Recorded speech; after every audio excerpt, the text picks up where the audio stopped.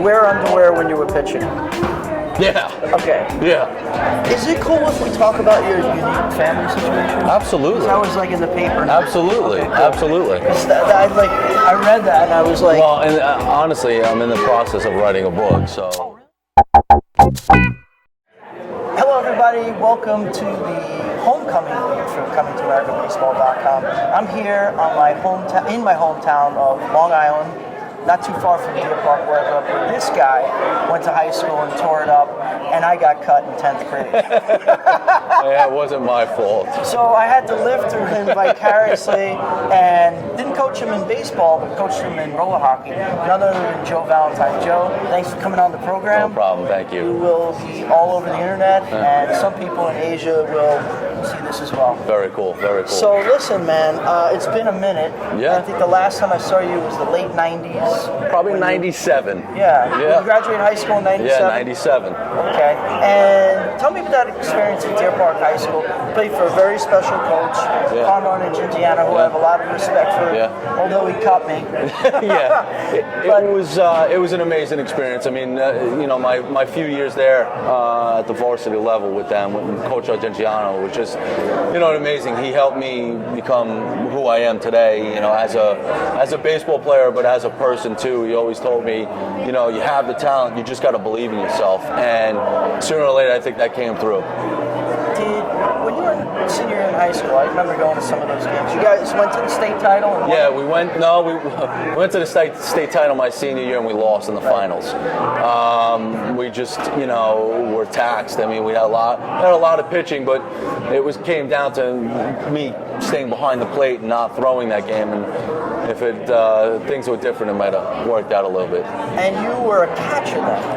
Yeah, my primary position was a catcher. I only started really pitching in my junior year of high school, and it went well, and I threw hard, but as an athlete, they didn't want to take me away from catching too much, so I primarily stayed back there until, I got drafted almost.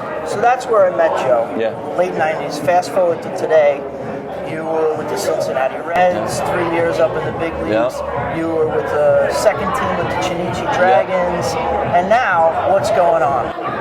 Living my life. I have two beautiful daughters. We've got a beautiful girlfriend, Lauren. And, I'm just living life. I'm teaching baseball, 6-7 days a week. So it's keeping me heavily involved in the game, and it's passing my knowledge on to, the younger kids of, the next generation. You got an itch to try out for the Ducks or try out for an independent league team? Yeah, I did the Ducks for the few years when I came back. Be able to play in front of the family and play close to home was something that I always wanted. But yeah, that itch is always going to be there until probably I realize I'm too old to do it. Tell me about your most memorable experience in MLB.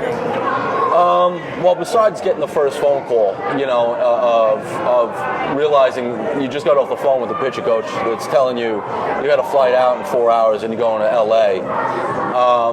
That was one of them. But I think my pitcher coach was a gentleman by the name of Mac Jenkins, who was the AAA pitcher coach with Louisville, and called me up and said, "Hey, see you later. It was nice to know you." And I said, "What are you talking about?" He goes, "Well, you're going to the big leagues." And to get off the phone, look at my roommate, my teammate, and be like, "I'm going to the big leagues." And he looked at me, hugged me, and he says, "All right, start making phone calls." So I was like, got the schedule. I was flying out to LA for a West Coast trip. I called, everybody, my family, and sooner or later I was on the flight and in uniform 8 hours later.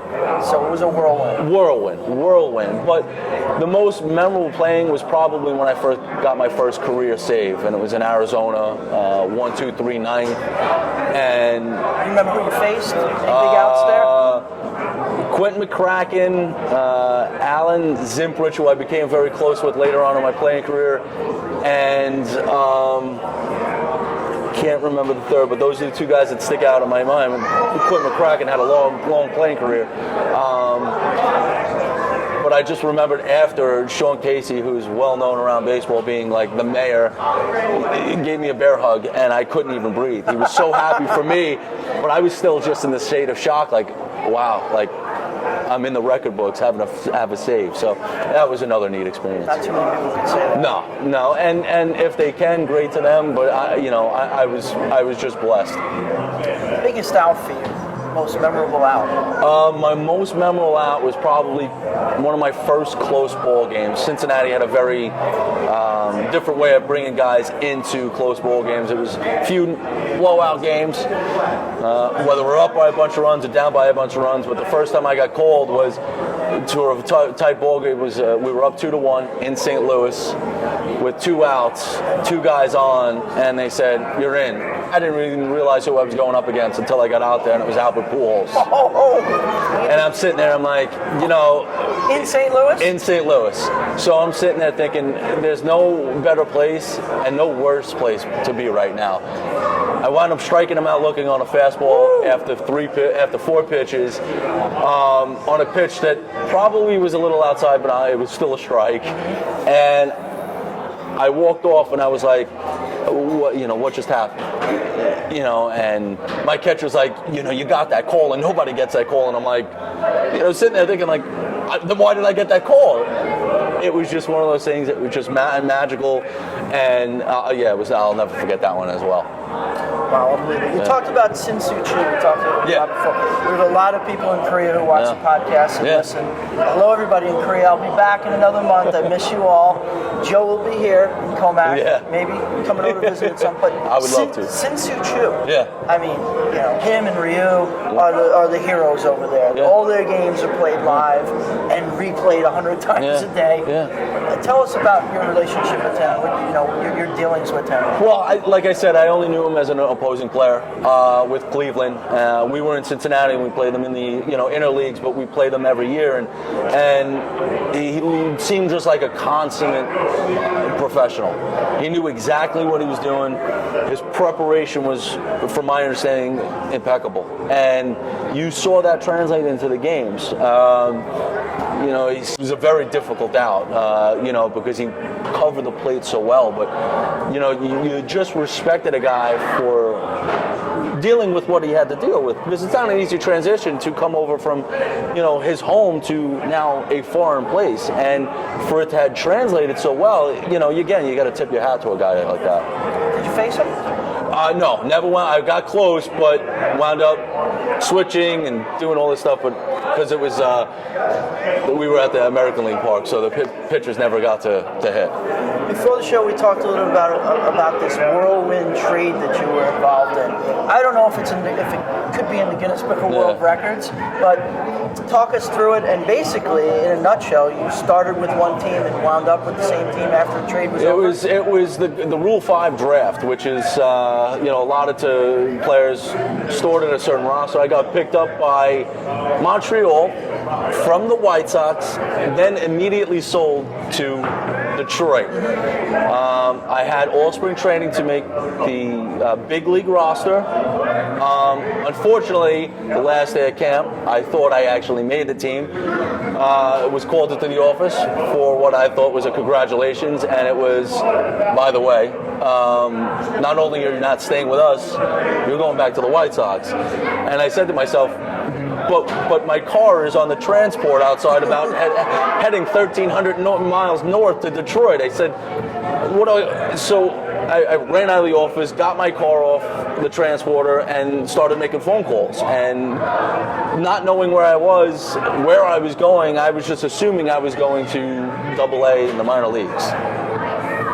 And that was it. That was it. Back with the White Sox. Back with the White Sox. In 10 minutes of telling me no, and then yes, and then no. So, do you think it's harder nowadays for a guy to make it up to the bigs than it was when you were coming up? Have the guys gotten stronger? Is there just a lot more competition? A lot more guys trained from a younger age? Well, yeah, I definitely do think the training has definitely taken a step in the right direction. Unfortunately, I was still involved in a steroid era and performance enhancing era. So there was a lot of turnaround because a lot of guys were doing a lot of things that humans shouldn't do unnaturally. So there was a lot of guys throwing 100 miles an hour. There was a lot of guys, constantly hitting 300, 320 and hitting 35 and 100 RBIs.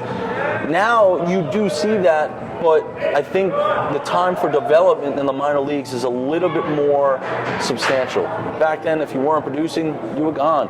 There's some development now starting to go again with the minor leagues and giving guys time to see what happens. And I think that's an advantage to them, and I think it's a rightful advantage. I think, our past players kind of took that for granted. Do you feel maybe if you got in now, if the steroid era is over, you would have had a better chance? Because the hitters aren't hitting the ball as hard and far as they were. I would hate to say no, but I mean, you think about that sometimes? Absolutely. Do I think, would it help me now if I was 24 now instead of 34? Yeah, absolutely. I think I would probably have a little bit longer career and had a little bit more success. But in hindsight, it is what it is, and I'm not going to lose sleep over it. Fair enough. We talked about the Ducks before, and you played with them. And that league, you mentioned on Facebook, something about the progression of the league, and you weren't exactly happy with it, where it started and where it is now. Is around 13 years now? I think it's close to about 13 years since it's been, built up. But, it's one of those things where they feel like they have a stranglehold on the players because the players want to continue their career and get back. And yet, I don't think if you've asked anybody after 13 years of pay wage playing for the same employee that you've never gotten a pay increase. And over there, it's been a set scale. They haven't done anything with wages since the league has been created. What do you guys make there? Just out of curiosity, about the top paying guy was $3,000 a month before taxes. And they put you all in a house or something? They try to put you into a house or an apartment that's paid for, but some of them had to chip in to pay for it because some of the places that they were trying to put them in weren't satisfactory in bad neighborhoods. So they did what they could do to satisfy the player, but there's probably so much more they could have. So you'd like to see them step it up? Oh, I would love to. I would love to see them do a little bit more for the players because I'm a player's player, and without them, without the players, you don't have a product. Yes, you could go ahead and sign some high school kids and some college kids, but the product that you're promoting is not what's going to be on the field, and then it's going to start to hurt. And so, I'd like to see the pay increase. I'd like to see them treat the players a little bit better, travel accommodations and all that stuff, but, I hope it's not falling on deaf ears. When you were coming up back in the late 90s, there weren't as many baseball academies on the island and all these travel teams and everything. I mean, I looked on the internet in the off season, and there was a travel team called the Nexen Heroes, which is a baseball team in Korea. Is it gotten out of control? Is it watered down? Is it really? Because when I was growing up, if you were on a travel team, you were damn good. Yeah. You were selected, amongst many people. Now it seems like pretty much anyone can get on a travel team. There are the opportunities to have a watered down product, but I think what's happening now is that there is so many more sports specific training places that these kids are getting better at an earlier age. So do I think that there's a lot of teams out there? Yes, but I do really firmly believe after working with kids for about 10 years now that the product that we're starting to see develop at 11, 12, 13 is a lot better than what it was now, and I think that's just human nature. What do you attribute it to mostly? Why are these kids getting so? Well, genetically, I think we're getting a little bit stronger as a person, but I firmly believe that these parents are putting their kids in the right position with instructors like myself and instructors that I'm here with that know the game, that played the game at a high level, and it's giving these kids more insight and more ability at a younger age. You think it's too much, or some of these kids are getting burnt out? They're playing, so when we were growing up, we played in the summer, and that was pretty much it. Now they're going to the academies in the winter, traveling to Dominican or Florida on their vacations. Is it too much for some of these kids? Sometimes. I mean, I would say probably about 80% of them it's too much. There's that 20% 10% that are just wanting to go and they won't get burnt out. But, some kids I had this year were playing up to Thanksgiving, which, could be 25 degrees and snow out. And by the time they give their body enough rest, school starts, baseball starts, and preparation-wise in January and February, you're really only giving the kid a month off. And it's not only just about baseball, it's about just being a kid. Right. It's about enjoying being a kid and staying up late, not worrying about, I got a game at 9 o'clock in the morning, for 40 weeks out of the year. It's being a kid, and I think we're losing a little bit of sight of that, though. Okay, you're listening to and watching the ComingToAmericanBaseball.com podcast. Joe Valentine with me here this week. Cincinnati Reds, Long Island Ducks, Deer Park Falcons, and Chinichi Dragons, minor league team. How was that experience in Japan for you? I loved it. It was definitely a life-changing experience to be able to go over there and to see what baseball was like overseas. I'd seen it in the Dominican and Puerto Rico and Mexico. With some winter leagues? In the winter leagues, but to see it played on just a grand scale like the Americans do was still an unbelievable sight. Did you have a minute in Japan where you're like, wait a minute, this is almost like a different game? Can you think of an instance or an example? Yeah, there was a few instances that I thought, wow, I can't believe we just did that. But the first thing that pops into mind was I was watching the big league game and saw a 1-2 hitter get on, and we had Kosuke Fukudome, who was at that time like the reigning MVP, and they had a bunt in the first inning. Yeah. And I'm sitting there going, okay, not a bad idea, but you have Tyrone Woods, who just hit 47 home runs behind you. They're not going to walk him. They walked him. 3 runs later or 4 runs later, we got the advantage, but I would have never imagined in my life seeing an MVP bunt with no outs, man on first and second in the first inning. What had happened? Did you ever get into it with a manager or a coach there? No, not at all. I would never. I'm not that type of guy. It was more of a respect thing. I knew through the translators have an open line of communication and to trust their decisions, and I left it up to them. What about the training there and the practice? Is it much more than in the States with at the minor league or the MLB level? There was a lot more running. Yeah. The training was not so much. The spring trainings lasted about the same time-wise during the day. The Japanese spring training was about 2 weeks longer. Right. So it did drag on a little bit, but the running was what gives me nightmares now.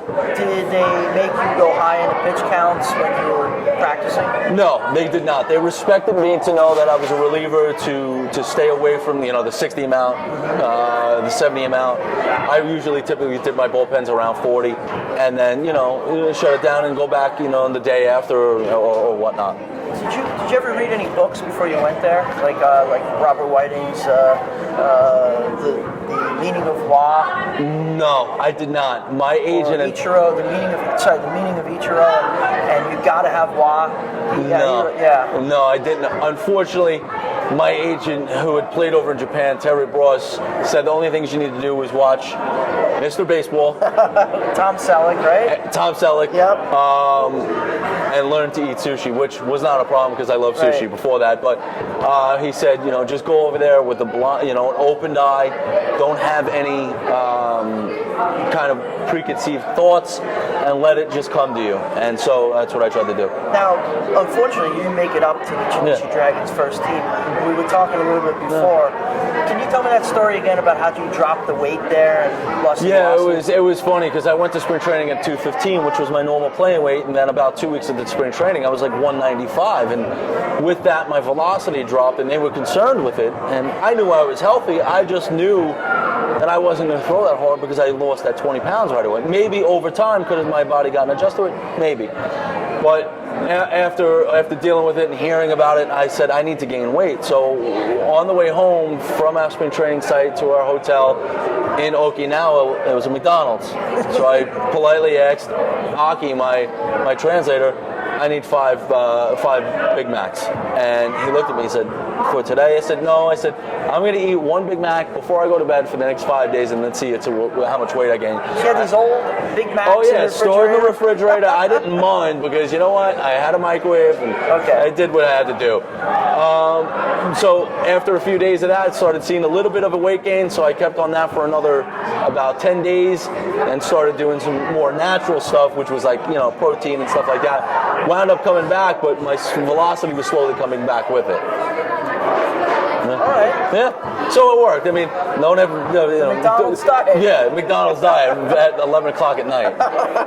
Guaranteed to gain weight. Yeah. What? So talk about that process there. And then you unfortunately you didn't make it up. Yeah. But what was it? What will you take out of that and remember from that as something that really benefited you in your career? To respect. It was not that I lacked respect, but you didn't see it as much as you saw it over there. They respected anybody that walked into that clubhouse. You had to gain their respect, which was, I think, the right thing to do. Over in the States, you're supposed to be respected because you got a big contract or you hit 300 last year. There it was a constant day battle to gain the respect of your coaches, your players, not because of what you did yesterday, but what you're going to do today and how you're going to prepare for it. Did you joke around and make friends with some of the Japanese guys? Yeah, absolutely. Yeah. To this day, they're some of the funniest people I've ever met. They love to have a good time. Did you do the whole karaoke thing? Did the whole karaoke, did the whole, we're going to go out to dinner and feed you rice wine thing. And waking up to stories of what I did for 4 hours, not knowing what I did. Were you living in Nagoya? Yeah, we lived in Nagoya. Yep, right by university. What was the last My last pitch pitch was I wound up playing in Mexico in the summer because the Long Island Ducks weren't paying the bills, and went down there and wound up throwing my last pitch. We wound up getting a loss, and I looked at myself in the mirror and was like, you know what, I think it's time to go home. When was this? This was in 2010. 2010, middle of that year during the summer, I, like I said, threw my last pitch and was like, what am I doing? The dream I'm chasing now is further away, and I'm not enjoying as much. So, I packed up my stuff. And did you feel like after it was all over, you kind of had to start all over in life? Because all you knew was baseball from 2010 and 13, 14 years of your life. Your adult life, you devoted to this sport, and now you're 30 years old. Yeah. You didn't finish college, right? Yeah. And you got to start all over. Yeah, it was a tough transition. I mean, if anybody's familiar with what was going on in the States, 2010 was a very bleak year for the economy, and I was calling in all favors to just try to find a job. And unfortunately, a friend of ours wound up, hooking me up, and we wound up getting a job. But there was definitely, a few week period where I was panicking. I didn't know what to do. All I knew was baseball, and I always did the lessons. But to me, that wasn't, an income. That was yes, an income, but that was what I loved to do, and that wasn't what was going to pay the bills. It was just something I wanted to do. So there was a bleak time where I was definitely scared, and one thing led to another, and things fell into place, and I am here where I am. I mean, you have a lot of good people around here. Yeah. You're a very close-knit community, so it all worked out. Yes, it did, and I have a lot of good people around me. Now, Joe, you were talking about before writing a book, and one of those things that you're going to put in your book is a unique family situation, which I first learned about officially from a Newsday article a few years back, maybe a couple of years ago. Yeah, it's almost maybe 10 years ago. The article came out 10 years ago. Maybe 2005. I think it was when it was first broke. Okay. I was living in Southern California. Time flies. And I think in the article mentioned that you bought your family a house in Florida. Can you talk about that, for those people who don't know anything about you, that unique situation that you grew up in, and how it shaped you, and how you have turned out to be such a good person despite what some Yeah. people say in this country about that sort of setup. Well, yeah, I was raised by two women, lesbians from birth, and those are my parents. Those are my moms. Just like any other family was. It was a little bit different. Little difficult as well too, but I don't think any families nowadays have the easiest path. And with them, I had one that was a hairdresser and make me pretty, and do my hair, and I had one that would take me out and back and throw baseballs with me. So, I had what I needed in life, and they provided me with love and everything I ever needed. But it's just, to people on the outside, it's unique. To me, it is what it is. It's my family. A lot of people, when the story first broke, there was a lot of things being said and stuff that I heard as a kid. So it didn't really bother me. More, I was worried about how my parents were going to be treated, because those are the people that brought me into this world and made the decision to bring me here. So I couldn't have asked for a better supporting cast, family-wise, friends-wise, to help me get kind of through that difficult situation. But to me, it's a beautiful story. It's great. Now, how are your folks doing? They're down in Florida? They're great. They're down in Florida still. Miserable, just like every other married couple that's been together for 45 years. Did they legally get married? They never legally got married. They, by the time they left New York, then New York legalized same-sex marriages. But they're married in my eyes, and they're married to everybody, in everybody else's eyes. Have you gone out and been involved with any organizations that advocate this or promoted it or anything like that? Yes, I did. I worked with a few organizations. One was Collage, one was Mountain Meadow, one was the Montsuri Center, who works with children and families that have gay, lesbian, transgender kids that are sick, and they help support their medical costs. Mountain Meadow was kids that were in families that had transgender, gay, or lesbian parents. So I work closely with them, but I've been heavily involved, and I'm going to try to stay as long as I can. That's cool. That's great. Thank you. What's the future hold for you in baseball? I don't know. Tomorrow's a new day. Tomorrow could be a new book. But I hope I get back into it somehow, scouting, coaching. But me doing the lessons and doing the instruction is keeping me kind of happy right now. Have you thought about coaching, like at the college level? Or? I have. High school? I have. I thought about it. I wanted to kind of get my feet situated here back and get my feet, with coaching and doing the lessons before I kind of commit to that, because it's a big task, and having a team rely on you when I have two small children now, those are my priority. And once I kind of get them going, I definitely will be coaching at some point. Maybe scouting? I would love to scout. Yeah, I love to scout. Back in Asia again? Yeah, I wouldn't mind it either. Anything else you want to talk about that we didn't cover? No, I just can't believe after almost 20 years we're sitting here doing this. I mean, it's crazy. I remember having the most dominant defensive line in roller hockey with me and Dom, and now you're sitting here interviewing me. The Rockies. No, the Avalanche. The Avalanche. That's right. Yep. We went to the Cup Finals? Yeah, we went to the Cup Finals and we wound up losing like 3-2. I don't know why it sticks out of my head, but 3-2. You keep in touch with Dom? Honestly, no. He after high school he got into the military, and I haven't even really seen him. Unfortunately, it's just one of those things. Did you wear underwear when you were pitching? Yeah. Okay. Yeah. Under Armour. That's my out of left field question of the day. Okay. Yeah. Joe, how do the fans get in touch with you? They can get in touch with me through Facebook. Facebook is Joseph Valentine. They can also get in touch with me through our facility here, which is beastfacility.com. There's a link to email me, but that's to the most accessible ways. Are you on Twitter? No, not a big fan of Twitter. All right.